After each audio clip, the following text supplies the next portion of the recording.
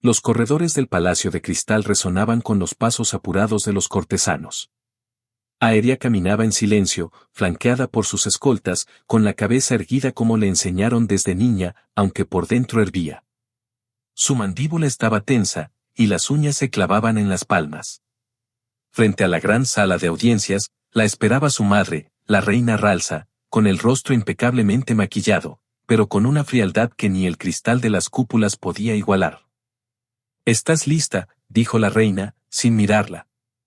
«No lo estoy», respondió Aeria, clavando los ojos en los de su madre. «Nunca estaré lista para ser vendida como parte de un tratado. No se trata de estar lista. Se trata de obedecer. El consejo ha votado. La guerra con la tierra ha costado demasiadas vidas. Tu matrimonio es el precio de la paz». Aeria no dijo nada. Ya había gritado, protestado, incluso amenazado con exiliarse. Nada había funcionado. El consejo la miraba como una pieza útil, no como una hija. No como una persona. Cuando las puertas se abrieron, todo se volvió más irreal. La gran sala estaba decorada con estandartes de ambas civilizaciones. Humanos de la delegación terrestre, vestidos con sus uniformes diplomáticos grises, se encontraban a un lado de la sala. Del otro, los ministros de Rilot, rígidos, orgullosos, aún con ese aire de superioridad genética que los hacía rechazar hasta el olor de un terrano. Y en el centro, él. Elías Navarro. No vestía con ostentación. Su traje oscuro era simple, con insignias mínimas. Su rostro, serio, con una expresión neutra, ni servil ni desafiante. Alto, de ojos oscuros, cabello algo revuelto, una leve cicatriz surcando su mandíbula. Parecía más soldado que diplomático. Y aún así, inclinó la cabeza en cuanto la vio. «Princesa Aeria», saludó con voz profunda y controlada. Ella no respondió. Se limitó a examinarlo como si fuera una amenaza más. Tal vez lo era. Tal vez era el más peligroso de todos, aquel que venía con palabras suaves en lugar de armas.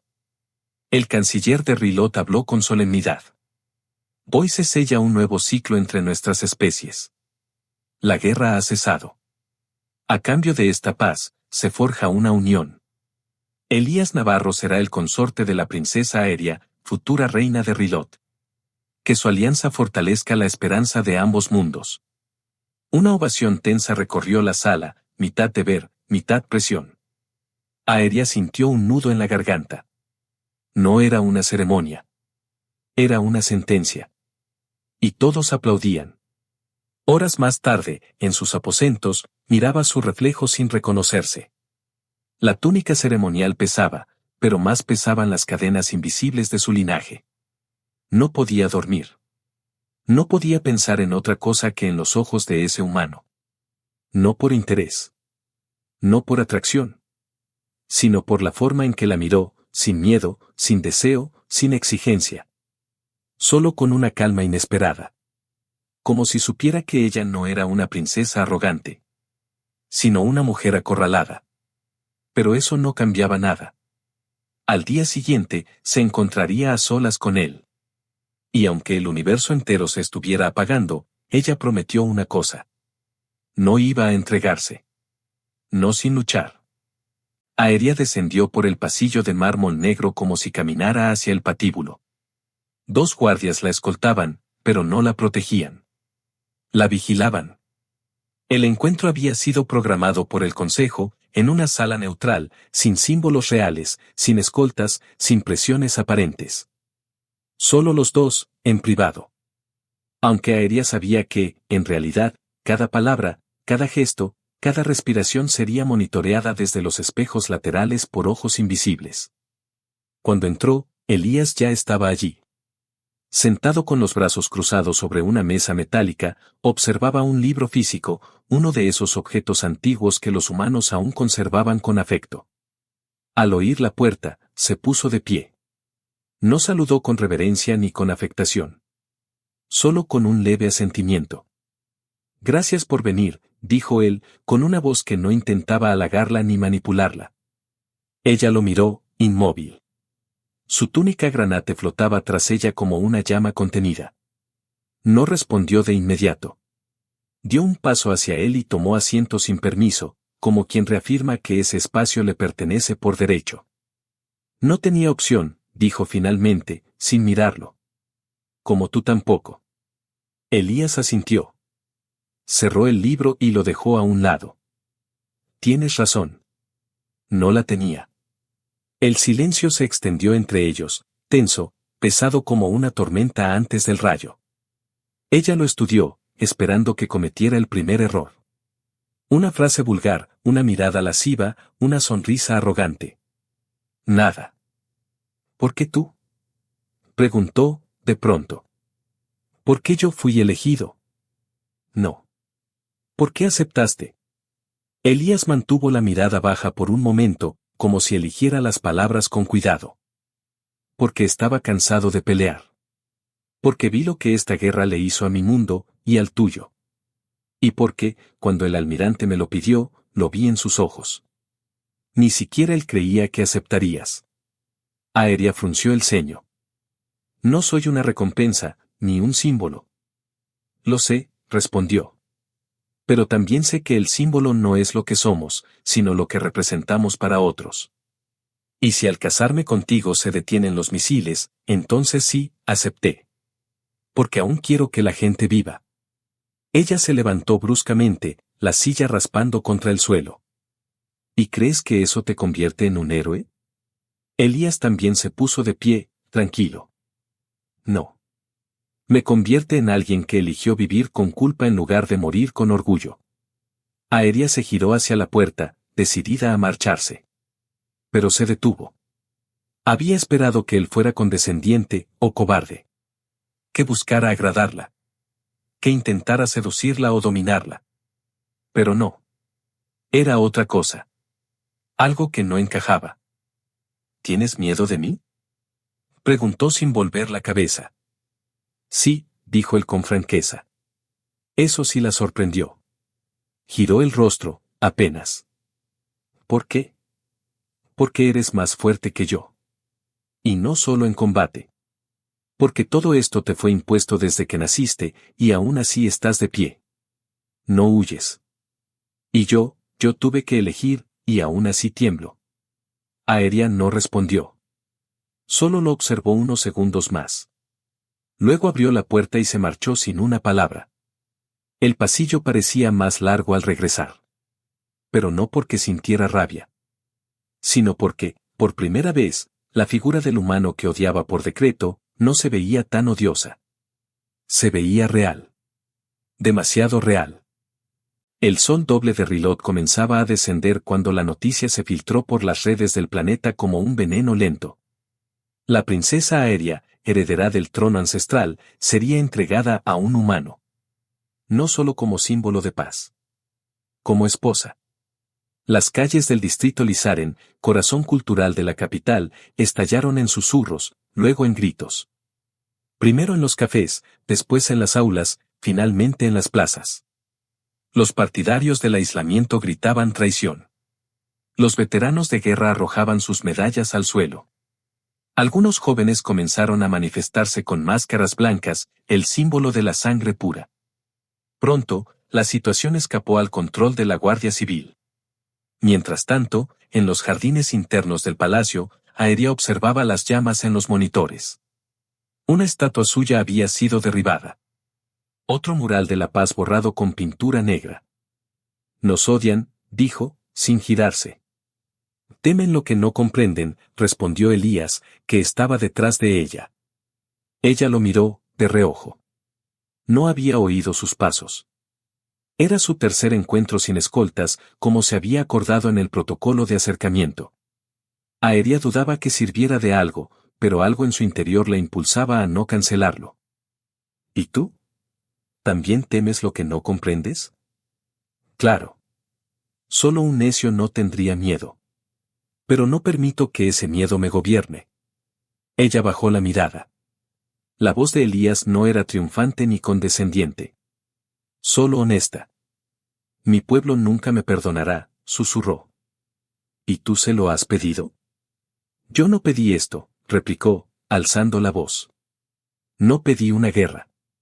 No pedí una paz construida sobre mi cuerpo. No pedí ser la pieza que todos empujan para ganar su juego. Un largo silencio se instaló. Elías caminó lentamente hacia un banco de piedra, se sentó y miró hacia el estanque artificial. Mi hermano murió en una incursión orbital. Un rilotiano lo atravesó con un arpón de plasma, dijo de pronto, sin emoción. Yo estaba allí. No lo pude salvar. Lo sostuve mientras sangraba. Le prometí que lo vengaría. Esa misma noche, quise desertar, volar una nave y acabar con un campamento enemigo. Aérea lo miró con cautela, sin interrumpirlo. Pero un médico, un viejo comandante que había visto demasiado, me detuvo. Me dijo que todos creen que la guerra los hace fuertes, pero que en realidad solo los convierte en estatuas rotas. Me enseñó a seguir luchando, sí, pero también a entender que no toda batalla se gana con fuego. Y ahora estás aquí, dijo Aérea. Sí. Aquí. Frente a ti. Preguntándome si tu pueblo algún día me verá como algo más que un invasor. Y preguntándome si tú, también. Las palabras quedaron flotando como humo en el aire cálido del jardín. Esa noche, el caos se desbordó. Una explosión sacudió la muralla sur del palacio. Un grupo extremista había infiltrado a un sirviente y colocado una pequeña carga cerca de los generadores principales. La explosión no logró derribar las defensas, pero el fuego se propagó rápidamente por la galería ceremonial. Aérea se encontraba justo en ese ala. El humo la envolvió antes de que pudiera reaccionar. El ruido de escombros cayendo llenaba sus oídos. Tosía, los ojos nublados, la garganta cerrándose. Intentó seguir el protocolo, arrastrarse hacia el piso, buscar el pasadizo de emergencia. No lo encontró. Un brazo fuerte la sujetó de repente. Estoy aquí, dijo una voz conocida. Elías. La alzó en brazos sin esperar permiso y la cubrió con su chaqueta. Caminó entre llamas, soportando las brasas que caían del techo. Una viga encendida se desplomó justo delante de ellos. Él giró el cuerpo, protegiéndola con su espalda. Cuando finalmente emergieron al pasillo exterior, 2 guardias corrieron hacia ellos. Elías cayó de rodillas, con la espalda ardiendo. Aérea gritó su nombre, aferrándose a él mientras el personal médico se abalanzaba sobre su cuerpo herido. Más tarde, en la sala de curación, ella no se apartó de su lado. Le limpió la frente con una toalla húmeda, le sujetó la mano vendada, ignorando a los asesores que le exigían atención a la política. Él abrió los ojos por fin. ¿Estás bien?, murmuró. Tú casi mueres. Vale la pena si estás viva. Ella bajó la cabeza. Y por primera vez en su vida, una lágrima cayó por su mejilla sin que la detuviera. No por el deber. No por la traición. Sino porque un humano había sangrado por ella. No por obligación, sino por voluntad. Y eso era más de lo que muchos de los suyos habían hecho jamás. Las semanas siguientes transcurrieron con una calma que solo podía ser falsa. El atentado no había sido el fin, sino el comienzo. Aérea lo sabía. Lo sentía en cada reunión del consejo, en cada mirada que evitaba encontrarse con la suya, en cada sonrisa demasiado pulida de los viejos aliados de su madre. Incluso los informes de inteligencia, cuidadosamente filtrados para evitar el pánico, mostraban señales, movimientos en los arsenales del sur, transmisiones encriptadas sin origen, desapariciones repentinas de capitanes leales. Pero nadie quería escucharla. «Estás viendo fantasmas», le dijo el ministro Kael, condescendiente. «Has pasado mucho tiempo con tu prometido. Tal vez te ha contagiado su paranoia terrestre». Aérea no respondió. Solo lo miró con una dureza que hizo que el hombre desviara la vista. Elías, mientras tanto, se recuperaba en una cámara médica acelerada, sus heridas sanando más rápido de lo que la tecnología humana permitía. Pero aún así, cada noche insistía en caminar por el palacio, acompañado solo por un bastón de metal y su voluntad de hierro. No confiaba en los escoltas, ni en los informes oficiales. Solo en ella. «No soy espía, Aérea», le dijo una noche, mientras compartían una cena modesta en su habitación privada. Pero hay algo que no encaja. Rilot no puede mantenerse unida con tantas fracturas. Tu madre se aferra a una corona rodeada de cuchillas. No es mi madre quien manda ahora, respondió Aeria, con voz baja. El consejo la convirtió en símbolo. Nada más. Y los símbolos se rompen cuando ya no sirven. Elías alzó una ceja. Entonces prepárate. Porque van a intentar romperte a ti también. La advertencia se volvió profecía 3 días después. El gran banquete del solsticio era una tradición ancestral, una celebración de luz, fertilidad y unidad entre castas. Por primera vez, los humanos fueron invitados a participar oficialmente. El palacio fue transformado en un escenario de luces doradas, música celestial y aromas de especias antiguas. Las élites de ambos mundos asistieron, intercambiando promesas y sonrisas. Aeria vestía un manto largo color zafiro, con el cabello recogido en espirales finas y una corona de cristales translúcidos. Caminaba al lado de Elías, que portaba una túnica ceremonial de corte rilotiano, con su cicatriz visible, sin cubrir. Todo parecía en paz. Hasta que la copa llegó. Un sirviente, joven y tembloroso, ofreció la bebida a Elías con una inclinación inusualmente baja. El humano tomó la copa, agradeció, pero antes de que pudiera probarla, Aeria sintió un escalofrío en la nuca. Fue un gesto, casi invisible, una sombra en la manga del sirviente, un tatuaje que apenas sobresalía. La marca de los puros. No. Gritó, y de un manotazo derribó la copa antes de que él la llevara a los labios. El líquido chispeó en el aire, y el sirviente intentó huir, pero Aeria le cortó el paso. En un movimiento limpio, le arrebató el cinturón de comunicaciones y lo estrelló contra la pared. Elías sujetó al muchacho por los hombros, mientras la guardia se precipitaba hacia ellos. Está envenenada, declaró Aeria, mirando al consejo.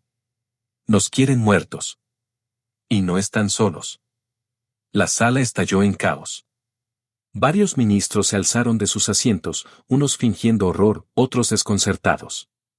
Pero uno no se movió. Balnor. El anciano consejero, de rostro marmóreo, los observaba con una quietud antinatural.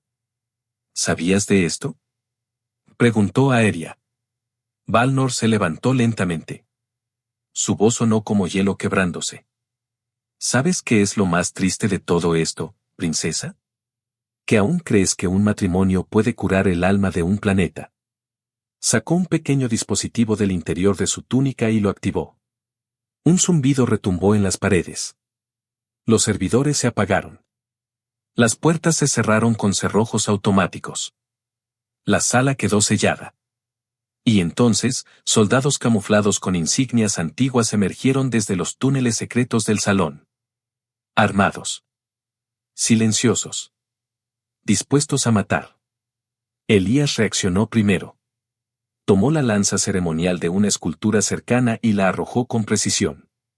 Uno de los traidores cayó.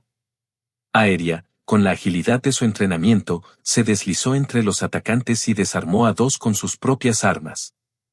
El combate estalló en medio de los candelabros. Gritos, disparos, cristales rotos. Pero algo cambió en ese momento. Por primera vez, los ministros que aún dudaban se unieron. Los humanos invitados también. Nadie quería volver a la guerra. Nadie deseaba un nuevo baño de sangre. Y Aeria luchaba en el centro, hombro a hombro con Elías.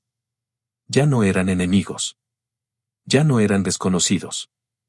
Eran el fuego que se encendía cuando el mundo amenazaba con apagarse. Y ni la traición, ni las armas ocultas, ni los fantasmas del pasado, serían suficientes para detenerlos. El palacio ya no era un símbolo de poder. Era un campo de batalla. Las salas doradas estaban marcadas con huellas de combate. Las tapicerías ancestrales ardían en las esquinas, y los pasillos de mármol resbalaban con sangre. La traición de Balnor no fue un acto aislado, sino la chispa de una rebelión organizada desde dentro, alimentada por años de resentimiento y supremacía disfrazada de tradición. Aeria caminaba por el corredor central con los nudillos aún ensangrentados. La armadura ligera rilotiana brillaba sobre su túnica ceremonial manchada de humo. Junto a ella, Elías avanzaba con el fusil láser colgado al hombro, su rostro cruzado por una línea de ceniza. No se hablaban, no porque no tuvieran nada que decir, sino porque ya no necesitaban palabras. El consejo se había dispersado. Algunos huyeron a sus fortalezas en las montañas del hemisferio sur. Otros habían sido capturados o ejecutados por sus propios guardaespaldas, sobornados por los insurgentes. Solo unos pocos permanecían fieles a la causa de la unidad. Una causa que ahora tenía dos rostros, el de la princesa traicionada y el del humano que había sangrado por ella. Han tomado los nodos de energía del norte, informó Lyra, comandante de la Guardia Real, mientras descendían al centro de mando subterráneo. Si no los recuperamos, las defensas orbitales caerán antes del amanecer. ¿Y el pueblo?, preguntó Aeria. Dividido. Algunos creen que todo esto es culpa tuya. Otros te llaman la llama del cambio. ¿Y tú, Lyra? ¿Qué piensas? La mujer hizo una breve pausa. Pienso que cuando vi a tu padre morir en combate, pensé que nada volvería a arder en este planeta. Pero esta noche, te vi pelear. Y volví a creer. Aeria bajó la mirada por un instante. Luego alzó la cabeza con resolución. Entonces iremos por los nodos. Esta noche. ¿Nosotros?, preguntó Elías, frunciendo el ceño. Pensé que tú comandarías desde aquí.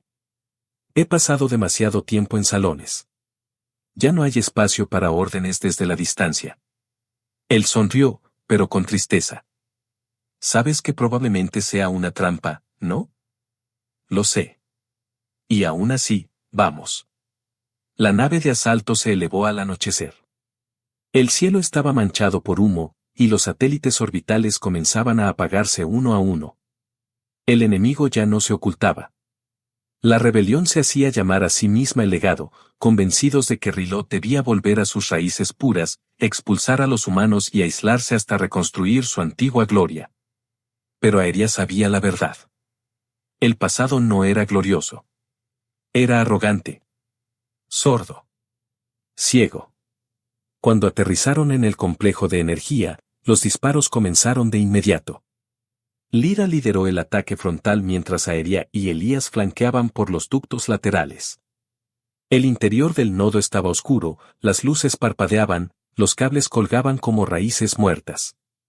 En un corredor, Aeria fue separada del grupo. 4 soldados enemigos la rodearon. Uno de ellos, alto y con la insignia de Valnor en el pecho, le apuntó con una pistola de plasma. Eras nuestra esperanza, dijo con rencor. Pero te inclinaste ante un terrestre. Eres una deshonra. Me incliné ante la vida, respondió, y antes de que pudiera disparar, rodó hacia el suelo y lo desarmó con una patada. El resto apenas tuvo tiempo de reaccionar. Elías llegó por detrás, disparando con precisión quirúrgica. La dejaron sin aliento por un momento. No por el combate, sino por la forma en que él se colocaba delante de ella sin dudar, como un escudo humano. «¿Estás bien?», dijo él, sin aliento. «Sí. Pero si sigues haciendo eso, no lo estarás tú». Él sonrió, herido en el hombro. «Ya me acostumbré». El núcleo del nodo estaba custodiado por una torreta automatizada. Mientras los soldados restantes del legado se replegaban, Aeria y Elías descendieron al corazón de la instalación. Una última carga controlada debía desactivar el sistema de bloqueo. Elías se ofreció a colocarla, pero Aeria lo detuvo. «Yo. Esta vez yo». Mientras lo hacía, él se acercó, aún con sangre bajándole por el brazo. «¿Sabes?», murmuró. «No hay nada en la tierra que me ate. Ni familia, ni raíces. Todo quedó atrás. Pero contigo siento que podría plantar algo nuevo».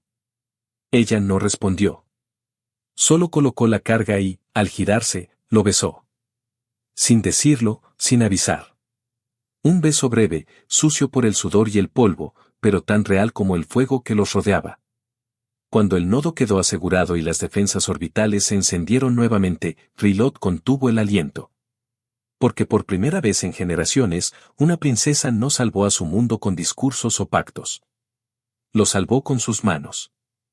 Y con su corazón ardiendo junto al de un humano. Las naves del legado descendieron sobre Lizar como cuervos sobre un cadáver. Sus motores bramaban con furia, sus insignias antiguas ondeaban desafiantes en la atmósfera teñida de humo. La rebelión, en su último acto desesperado, arrojaba todo su poder contra la capital de Rilot, convencida de que, si quebraban el corazón del planeta, la esperanza moriría con él. Pero Rilot no estaba solo. Desde las plataformas orbitales, las fragatas aliadas de la Tierra activaron sus escudos. Desde los valles mineros, escuadrones civiles, humanos y rilotianos, tomaban armas viejas y marchaban hacia la defensa de sus hogares. Desde las montañas sagradas, clanes que habían jurado neutralidad por siglos descendían para proteger lo poco que aún creían sagrado. Y en medio de ese caos, dos figuras encabezaban la resistencia: Aeria, la princesa que ya no llevaba corona, sino armadura de guerra, y Elías, el humano que la había salvado y se negaba a abandonarla. Desde el balcón del Salón del Alba, Aeria observó cómo los escudos de la ciudad se debilitaban. Las torres defensivas estaban al límite, y el enemigo pronto atravesaría la última línea. «Es ahora», dijo Elías, ajustando los controles de su exotraje. «Lo sé», respondió Aeria, colocándose el casco. «Si algo me pasa». «Te lo prohíbo», interrumpió ella, tocándole el rostro. «No viniste hasta aquí para caer. Vamos a terminar esto. Juntos». El campo de batalla en la Plaza de las Estatuas era un infierno de escombros, humo y cuerpos. Las tropas del legado avanzaban con disciplina, usando cada arco, cada sombra, cada rincón. Los defensores retrocedían poco a poco, resistiendo, pero sin refuerzos, era solo cuestión de tiempo. Entonces, una explosión rasgó el cielo. Desde la torre sur, Aeria y Elías descendieron como meteoros, liderando una ofensiva directa. La visión de la princesa al frente reavivó la moral de los suyos. Elías, con su fusil de plasma en una mano y una lanza rilotiana en la otra, era una sombra entre relámpagos. Juntos irrumpieron en la retaguardia enemiga, rompiendo líneas, desorganizando formaciones. Pero no era solo táctica. Era símbolo. Dos mundos, antes enemigos, peleando como uno. En el centro de la plaza, Valnor los esperaba. El anciano consejero, ahora vestido como general de los antiguos tiempos, sostenía una espada curva y llevaba un escudo de campo activado. Su mirada era de hielo. «Llegas tarde, princesa», dijo. «El planeta ya eligió». «No. Tú decidiste por él», respondió Aeria, avanzando. «Pero yo le di la opción de elegir algo más».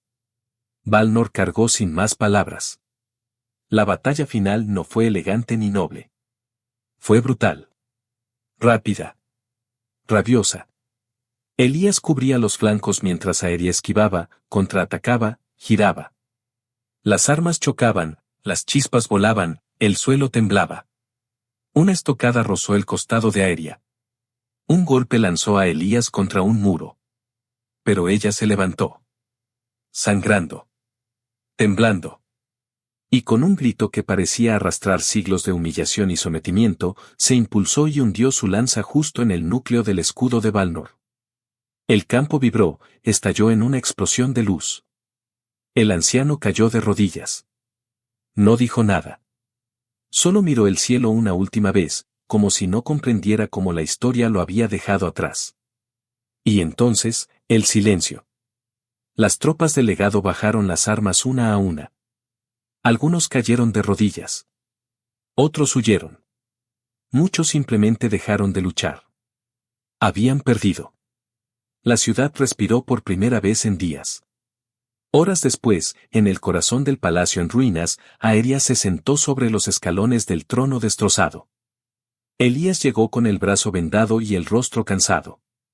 Se sentó a su lado, sin decir nada. Ella apoyó la cabeza en su hombro. ¿Y ahora qué?, murmuró. Ahora respiramos. ¿Eso es todo? Por hoy, sí. Mañana, reconstruimos.